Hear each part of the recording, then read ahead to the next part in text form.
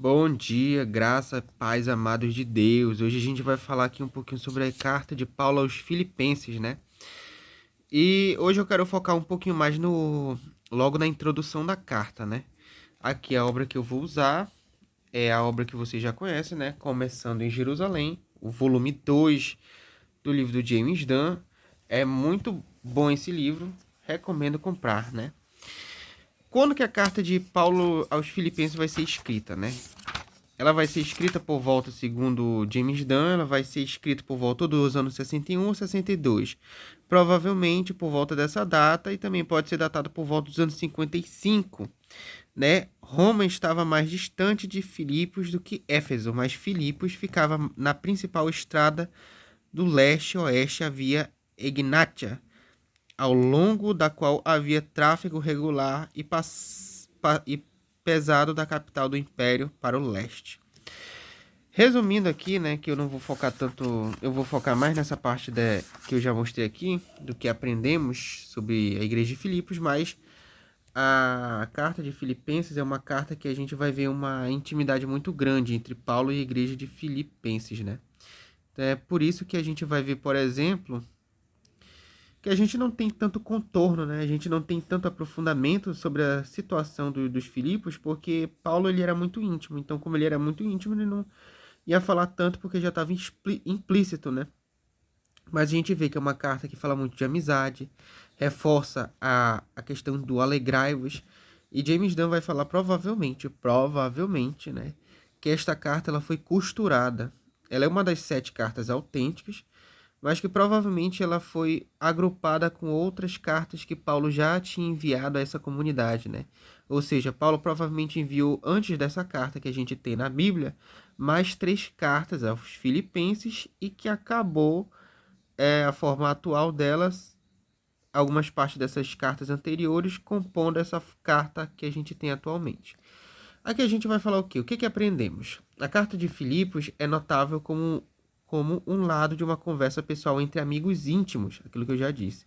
Não é surpreendente, portanto, que obtenhamos poucas informações sobre os crentes filipenses e a situação de sua igreja. Tais intimidades sussurradas dizem muito sobre a afeição mútua das duas partes.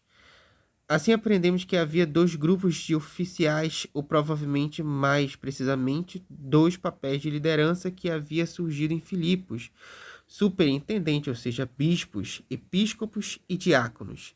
Dificilmente será coincidência que estes se tornem títulos para cargos ou funções regulares nas igrejas primitivas desta geração, da próxima geração. Aí ele vai citar: se outras estruturas de organização da igreja vemos em 1 Timóteo 3 e Tito 1 já estavam surgindo em Filipos, não é possível determinar agora. No entanto, certamente funções de lideranças administrativas devem ser atribuídas a episcopos e diáconos em Filipos. O que nós temos aqui, galera? É o seguinte, a gente vai ter, logo no início da introdução da carta, Paulo ele endereça a bispos e diáconos, né? E esses bispos e diáconos provavelmente surgiram já na igreja de Filipe, né? É o que a gente mais tem de provável. E esses bispos e diáconos que se nasceram na igreja de Filipos vão se tornar cargos administrativos em outras comunidades e futuramente assumir o papel dos apóstolos.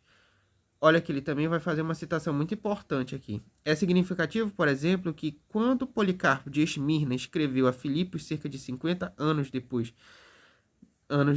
não havia ninguém lá reivindicando ou que pudesse reivindicar o título de episcopos. Assim, certamente podemos vislumbrar algum tipo de estrutura aqui, mas sem seus contornos permanece obscuro. Aí ele vai fazer aqui algumas referências. Ele vai citar aqui: se houvesse, Policarpo provavelmente teria referido ou ele ou aconselhado submissão a ele, como Inácio faz regularmente. Essa questão ele vai abordar mais no volume 3, né, que é o nem judeu e nem grego. Mas eu vou dar uma aprofundada aqui na outra obra aqui que a gente tem, os Padres Apostólicos, que vai justamente falar sobre que é dessas cartas que ele acabou de citar: Clemente de Roma, Inácio de Antioquia, Policarpo de Esmirna. E vamos ver o que a gente tem, né? Para quem não sabe o que é os Padres Apostólicos. A gente tem as cartas dos primeiros cristãos, né? As cartas de Paulo, a gente tem carta de provavelmente atribuídas a Pedro e tudo mais. E nós temos cartas de Clemente de Roma, à igreja de Corintos. Clemente de Roma provavelmente foi escrito por volta dos anos 90, por volta ali do ano que, por exemplo, o Evangelho de João estava sendo escrito, as cartas de João estavam sendo escritas. E a gente já vê, por exemplo, que por volta dessa época, as estruturas eclesiásticas, ou seja, bispos e diáconos, já estavam bem estabelecidos nas comunidades. O próprio James Dunn vai falar que ele supõe que por volta desses anos 80 e 90, as figuras de autoridade, bispos e diáconos, já vai estar bem estabelecida, ou seja, os bispos administrando as igrejas, né? Conforme 1 Timóteo 3 e Tito também. Só que isso daí foi um processo gradual, né? A gente vai ver aqui Clemente de Roma falando, né? Clemente de Roma é uma importante carta dos primeiros cristãos.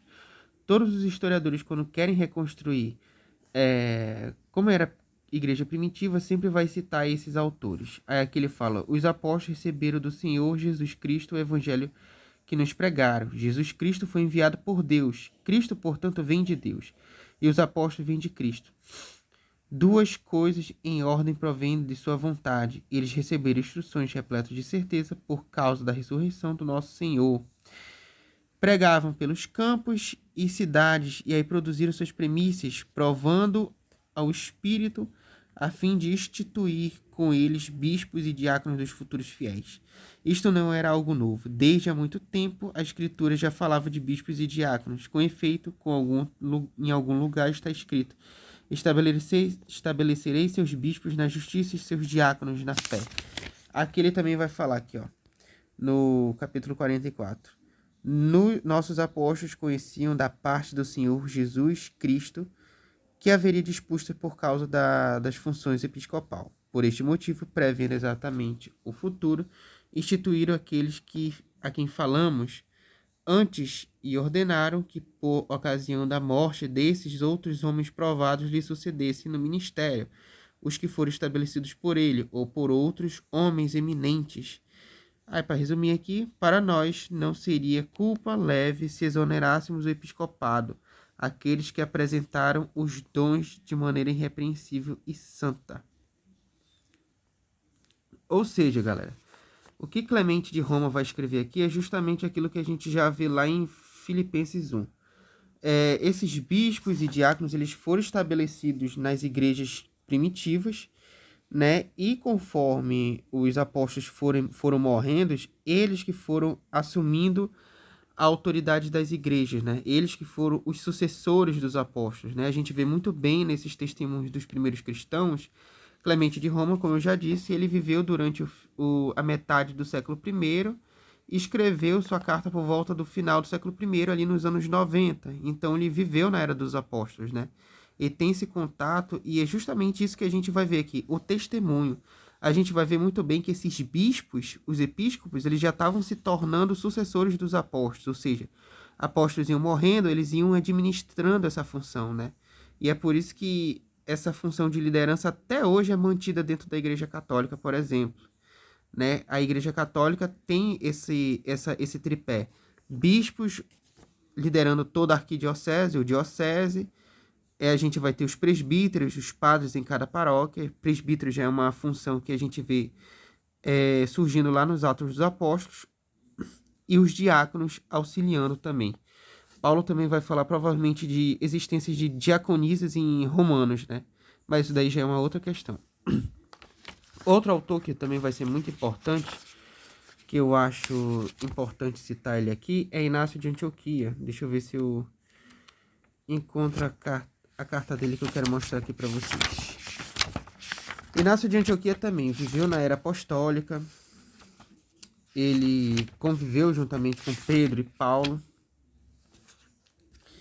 E ele vai escrever aqui algumas coisas muito importantes.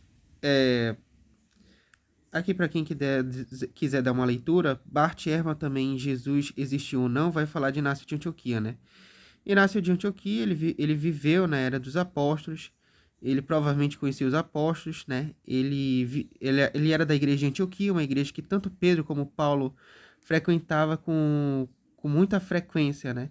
Então, todas as tradições que a gente tem da vida de Jesus que ele transmite em suas cartas, ele também é uma carta importante para a reconstrução do Jesus histórico, porque é uma fonte múltipla, provavelmente vem dos apóstolos, né? Provavelmente ele carrega esse testemunho. Aqui ele vai ter uma tradição aqui que é bem paralelo aqui àquilo que ele fala, aquilo que Lucas fala no seu evangelho, né?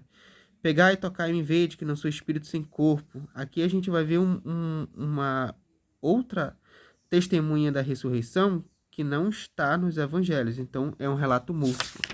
Mas aqui é outra questão já, né? O que eu quero falar aqui é que com Inácio de Antioquia, que a igreja vai pela primeira vez ser chamada de católica, né? Segui todos ao bispo, como Jesus Cristo segue ao Pai, e ao presbítero como os apóstolos. Respeitai os diáconos, como a lei de Deus. Sem o bispo, ninguém faça nada que diz respeito à igreja. Considerai legítima a Eucaristia realizada pelo bispo, ou por alguém que foi encarregado por ele. Onde aparece o bispo, esteja a multidão. Do mesmo modo, onde está Jesus Cristo, esteja a Igreja Católica. Essa provavelmente é a primeira menção que a gente vai ter à Igreja Católica, né? Ou seja, ali terminamos a Era dos Apóstolos, quer dizer, ali já no final a gente tem os primeiros cristãos, todas aquelas premissas que os apóstolos fundaram, né? A gente vai ter os bispos, vai ter diáconos, a gente vai já ter a celebração eucarística, a gente tem celebrações eucarísticas, a celebração mais primitiva é de 1 Coríntios 10 e 11 também. A gente vai ver muito bem isso. Então a gente vai ver aqui que essas estruturas que a gente tem, por exemplo, dentro das igrejas ortodoxas e dentro das igrejas católicas, é uma estrutura que vem desde a época dos apóstolos. É isso que é chamado sucessão apostólica. Então, por exemplo, os bispos que a gente tem hoje são sucessores dos apóstolos de 2000 anos atrás, né? Do século I. Os diáconos que a gente tem hoje já foram estabelecidos lá nas igrejas de Filipe, por exemplo. Então, essa organização que a gente tem hoje, por exemplo, na Arquidiocese de Manaus, a gente tem Dom Leonardo Steiner como arcebispo da Arquidiocese de Manaus e atual cardeal também.